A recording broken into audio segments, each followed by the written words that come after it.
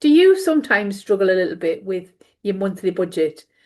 Do you spend money and not know where your money's going? Do you want to find a way of being able to manage that money, getting some control over that, understanding where your money is going to, which will give you a pathway to financial freedom, which will help you to do things like pay down your debt, save for a holiday, buy a new car, or move home? If that's the case, if that describes you in any way, then this video is for you. So stick with me. Today, I'm going to describe to you how to actually get a lens on your finances, get a handle on what you spend, and how to start doing things like pay down your debt. I'm going to take you through my own example of how I manage my monthly budget, either to start a budget plan or to reset when I've gone off track a little bit, because we all do. I'm going to share with you my budget planner and my examples of my salary and my outgoings so that you can fill in your examples yourself. I'll make my budget planner available to you so that you can download that and you can use it to plan for yourself. So here is the first part of my monthly budget sheet. You'll notice the first thing that I'm going to put on there is my monthly salary, and you would do the same thing. And then going down from there, I've got my overall outgoings, and then I've itemized those. I've drilled down a little bit. And there is a second page, which we will look at in a moment. But on this first page, I'm going to start filling in these numbers. So there's my monthly salary. Now, for your monthly salary, you would fill in your monthly salary, and that might be made up of a paycheck, it might be pensions, it might be benefits, it might be different income streams, it could be anything, and that all would go in that top line. If you wanted to break that down further, that would be fine also, and you would be able to add additional lines in this planner if you wanted to.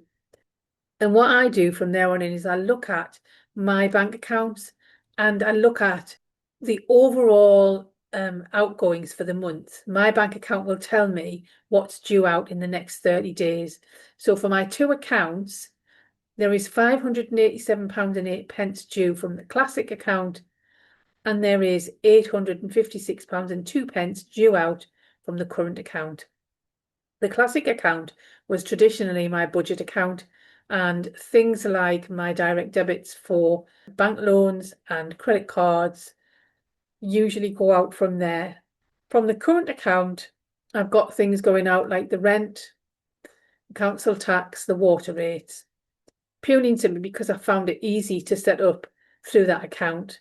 I'd like to think they all went from the classic account, but they don't. They go from the current account, some of those things. So I'm going to break this down in the next part of the document. The first payment is my rent, then my council tax, so £675 for the rent, £93 for the council tax. The water rates are £21, and they're all fixed amounts at the moment, so they don't really fluctuate throughout the months. My energy, which is my gas and my electricity, and my broadband are all together in one payment, and a winter payment is always around £200 a month.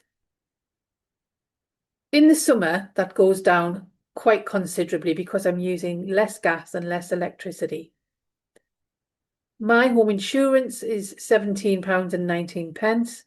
My car insurance is £30.83. I pay £15 a month for a TV licence. I pay £15 a month for contact lenses and for glasses and eye checks. I do pay £12.99 for YouTube Premium, but that's because I get all of my music streaming on there and I spend a lot of time consuming video content. I have £5 a month for Netflix, and then I have a bank charge at £12 a month, which covers my breakdown cover for the car and holiday insurance and for my mobile phone insurance. And then I put £25 a month away for my savings, and that covers things like birthdays, Christmas presents, etc. And around £37 for my phone and a tablet that I have. Now, I'm sure there are still savings I could make, and I know I've got to do some of that work. For example, my energy, my broadband, I think I could get cheaper. I could probably get cheaper home insurance, car insurance, etc. But right now in life, where I am is I haven't had the energy or the headspace to finally look at those things. I've looked at lots of other things over the months, and they're just on my list to do. So the total outgoings at this point in time are £1,168.44. That's just for those things that I call non-negotiables. They have to go out. They're fixed, they go out on direct debit, and they go out every month. Now, that doesn't include my credit card payments. They're coming up next. So I've got 5 credit cards. And what I will say is you must always pay the minimum payment on your credit cards if you have them. My advice to you is to not have credit cards, but if you've currently got them and you want to pay them down, please continue with those minimum monthly payments whilst you're paying off any debt. Or even if you're in limbo with that, as we get, we do get that, don't we? We do get where we can't pay things off. My payments are £17.04, £154.18, £46.65, £10.51, and £46.72. That's about £275 a month I pay to credit cards. That's massive, isn't it? And it's a lot smaller than it used to be. And actually, maybe I'll do a video on how I got into so much debt. That'd be really interesting, wouldn't it? It's quite a story. So my plan is to pay that off. And I'm doing that using something called the snowball method. And the snowball method takes the smallest amount of debt. So for me, that's my Barclay card. I've got about 380 to £390 worth of debt left on that. And the idea is that you pay off that amount or as much of that amount as you possibly can with any spare money that you have at the end of the month. So you make your minimum payment, and then at the end of the month, you go back in and you pay off a lump sum from the smallest card. And then what you do, following the payment of that card, when you've paid it off altogether, you would have the minimum payment that you would normally pay to that card as spare money, and you would start paying that off your next card. So for me, in this example, my next card would be my Lloyd's card, and the payment currently is £17 or thereabouts. So I would end up paying £27 a month to Lloyd's, plus any spare money that I got. So do you see how it would get paid down quicker? Yeah.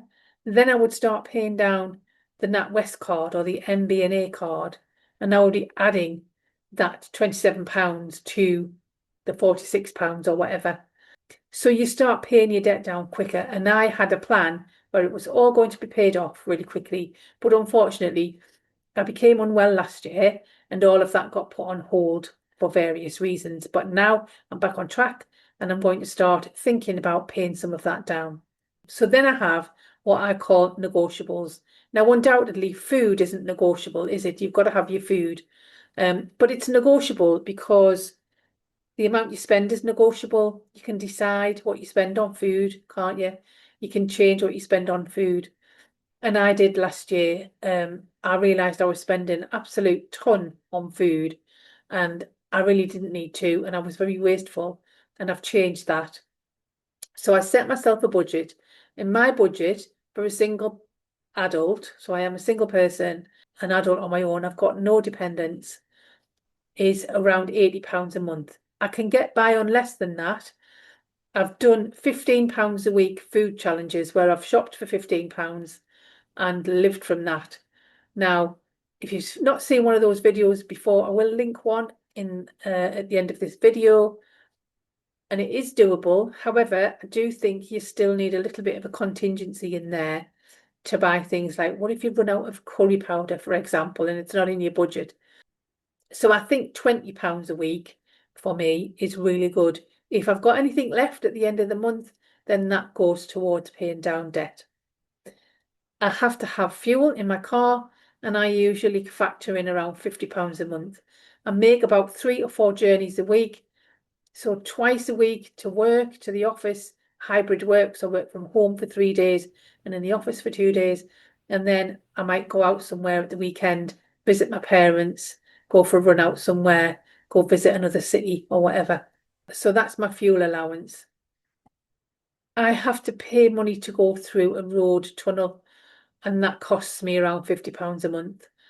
I have got options. I can drive around and go the long way around, but it probably would cost me just as much to do that in fuel. So I go through the tunnel and it's £4.50 a return journey. And I do that 2 to 3 times a week. So it costs me between £9 and £14 a week, depending on how many journeys I'm doing. So that mounts up. So I pay that out of my bank account. I pay through an app. So I pay that off my app. Then I have what I call the coffee budget. So the coffee budget is really my leisure budget. It's the thing I like to do is go for coffee once a week, maybe somewhere, go meet with friends, go and chill at the beach with a cuppa and an ice cream, those kinds of things. And for my leisure budget, I put in £40 a month, £10 a week. And if I don't spend that £10 in the first week, then I have £20 the next week, which means I can do something like go for a meal. If I don't spend that £20, then I've got £30, which means I can go, somewhere else, go for a meal and a coffee or whatever. But that's the way I work it. And if I know I've got something planned, let's say I've got a friend coming to stay with me, I know that we'll go for a meal. So I save up my coffee budget and I don't go and sit and have coffee by the beach. I might take a flask or something like that instead and sit by the beach. I just plan. I do have a toiletries cleaning and beauty budget. So things like a bit of bleach for the toilet or some kitchen towel, the toilet roll, shampoo, those kinds of things comes out of that budget. I don't always spend £20. I sometimes spend less than that, but it's there if I need it. Then I have what I call my sundries budget. And this is all those things that we don't factor in. So it's things like the car parking fee when you get to town that you didn't plan for. It's things like when you go to work and it's someone's leaving due and you've been asked if you want to contribute a couple of pounds for a present and you don't want to feel embarrassed financially by saying, no, I can't afford to. I haven't planned for that. So that money would come out of that budget. And then a sinking fund. So putting money away every month towards things like things that you can't really plan for, but you know are going to come. Like you're going to need new tires on your car. You're going to need money for the car service. You're going to need money for vet's bills if you've got pets. There's all sorts of things that come up, isn't there? So that sinking fund gets put away there every month. And then when those bills come in, there's enough money to pay for them, and you're not dipping into your emergency fund. By emergency fund, what I mean is you should have an amount of money put away for life's emergencies. So an emergency would be things like the cat gets an abscess on its tail or something like that, and it needs to have treatment at the vets. You need to have unforeseen treatment at the dentist, and it's going to cost you £300 to have an extraction, and you didn't plan for that.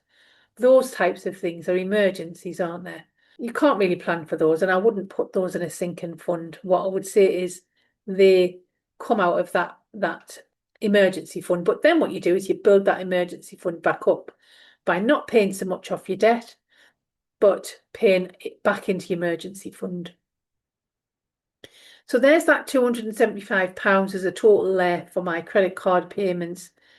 And that gives me a total of £1,442.10 in terms of non-negotiable outgoings.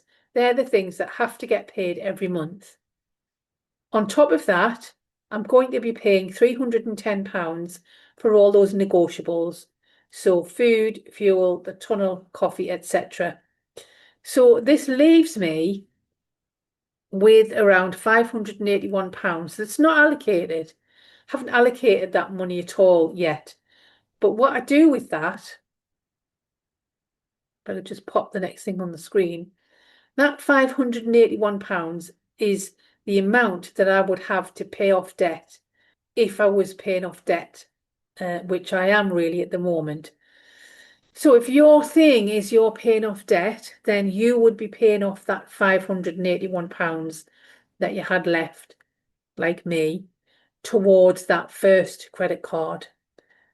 Okay, now currently I'm not paying off that debt because I've got a potential house move coming up and I'm popping a bit of that money away towards that move. I have got my moving expenses and I have got my deposit, but just in case there's some extra money needed, then I want to have a bit of security. Once I've moved and I've got money left over from that move, I will be paying off those debts with any spare money. So that's how I plan my monthly budget. What I do with some of my negotiables is, for example, my food money, I take that out in cash. I take my coffee budget out in cash and pop that into a spending wallet. You may have seen me with that wallet. I'll put a picture of that up so you can see which one I mean, where I pop money into the wallet for the different things that I need. And that works really well for me. I actually really love that wallet. And that means I'm not spending money from different categories when I shouldn't be, and I'm not taking money from the coffee budget for something else, for example. So I hope you've got some value from that budget reset example. It really works for me. As I say, you should be able to download that budget sheet. If you have enjoyed this content, don't forget to hit that like button and subscribe if you haven't already, if you want to see more content like this, and hit that notification bell so you'll be notified when we put more content out. It has been lovely having you with me, and I hope to see you again in another video. Bye.